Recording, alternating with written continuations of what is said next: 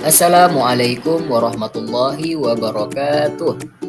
Pada video kali ini kami membahas tentang model-model pembelajaran pendidikan Pancasila dan kewarganegaraan di SD atau MI dengan dosen pengampu Ibu Mahalastasa Bujubasa Vipana MPD. Kami dari kelompok 5 yang beranggotakan 2 orang, saya sendiri Salim dan teman saya Rahmat Husin. Apa itu model pembelajaran?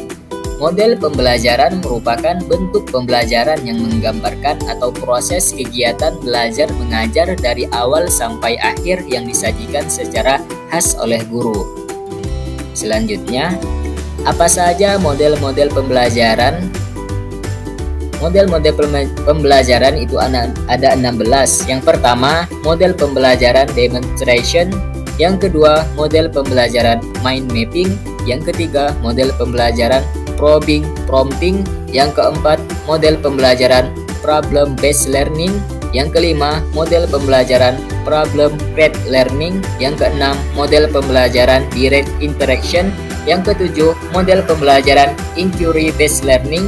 Yang kedelapan, model pembelajaran jigsaw. Yang kesembilan, model pembelajaran problem solving. Yang ke-10, model pembelajaran group investigation. Yang ke-11, model pembelajaran tebak kata. Yang ke-12, model pembelajaran group investigation. Yang ke-13, model pembelajaran picture and picture. Yang ke-14, model pembelajaran problem posing. Yang ke-15, model pembelajaran project based learning. Yang ke-16, model pembelajaran simulasi.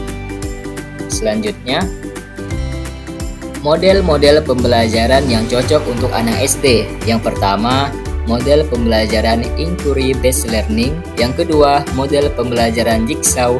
Yang ketiga, model pembelajaran tebak kata. Model pembelajaran inquiry based learning merupakan model pembelajaran berbasis keingintahuan, tidak hanya menekankan perolehan atau penemuan jawaban-jawaban atas keingintahuan peserta didik saja, melainkan lebih dari itu. Juga mendorong aktivitas peserta didik melakukan penelusuran, pencarian, penemuan, penelitian, dan pengembangan studi atau kajian dan analisis lebih lanjut. Selanjutnya, langkah-langkah model pembelajaran inquiry based learning.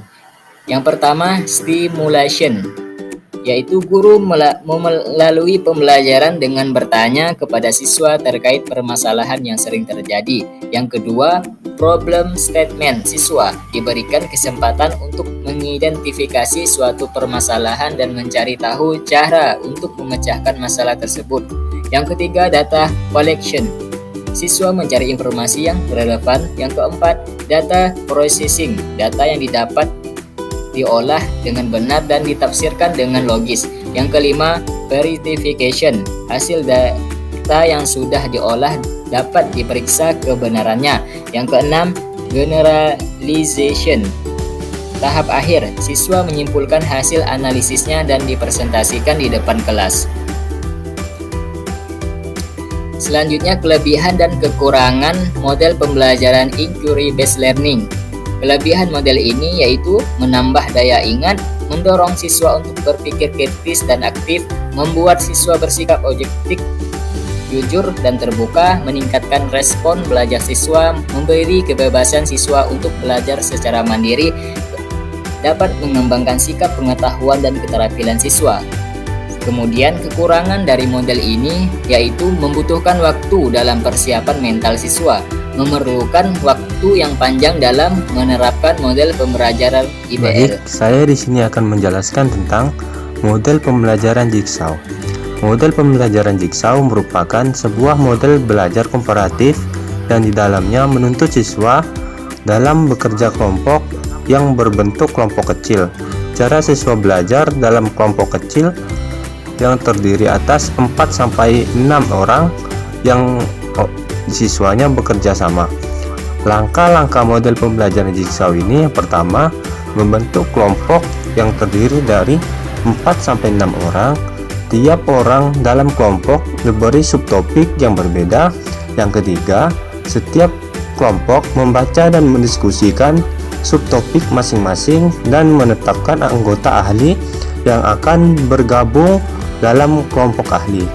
Selanjutnya, anggota ahli dari masing-masing kelompok berkumpul dan mengintegrasikan semua subtopik yang telah dibagi sesuai dengan banyaknya kelompok. Selanjutnya, kelompok ahli berdiskusi untuk membahas topik yang diberikan dan saling membantu untuk menguasai topik tersebut. Dan yang keenam, setelah memahami materi, kelompok ahli menyebar dan kembali ke kelompok masing-masing dan kemudian menjelaskan materi kepada rekan kelompoknya. Yang ketujuh, tiap kelompok mempresentasikan hasil diskusi. Yang ke-8, guru memberikan tes individual. Pada akhirnya, pembelajaran tentang materi yang telah didiskusikan. Dan yang terakhir, siswa mengerjakan tes individual atau kelompok yang mencakup semua topik. Kelebihan dan kekurangan model pembelajaran Jigsaw ini, yang pertama, kelebihannya yaitu mempermudah pekerjaan guru dalam mengajar karena sudah ada kelompok ahli yang bertugas menjelaskan materi kepada rekan-rekannya. Yang kedua, pemerataan penguasaan materi dapat dicapai dalam waktu yang lebih singkat. Yang ketiga, metode pembelajaran ini dapat lebih melatih siswa untuk lebih aktif dalam berbicara dan berpendapat. Adapun kekurangan dari model pembelajaran Jigsaw, yang pertama, sebelum tim ahli, misalnya ahli materi pertama kembali kelompok asal yang akan bertugas sebagai tutor sebaya, perlu dilakukan tes penguasaan materi yang menjadi merek. Yang kedua, kelompok dilakukan terlebih dahulu mengurutkan kemampuan belajar siswa. Yang selanjutnya adalah model pembelajaran tebak kata. Model pembelajaran yang menggunakan media kartu teka-teki yang berpasangan dengan kartu jawab teka-teki. Permainan tebak kata dilaksanakan dengan cara siswa menjodohkan kartu soal teka-teki dengan kartu jawaban yang tepat. Adapun langkah-langkah model pembelajaran tebak kata adalah guru menjelaskan kompetensi yang ingin dicapai atau net waktunya 45 menit. Guru menyuruh siswa berdiri berpasangan di depan kelas. Seorang siswa diberi kartu yang berukuran 10 x 10 cm yang nantinya dibacakan oleh pasangannya. Seorang siswa yang lain diberi kartu yang berukuran 5 x 2 cm yang isinya tidak boleh dibaca atau kemudian ditempelkan di dahi atau diselipkan di telinga.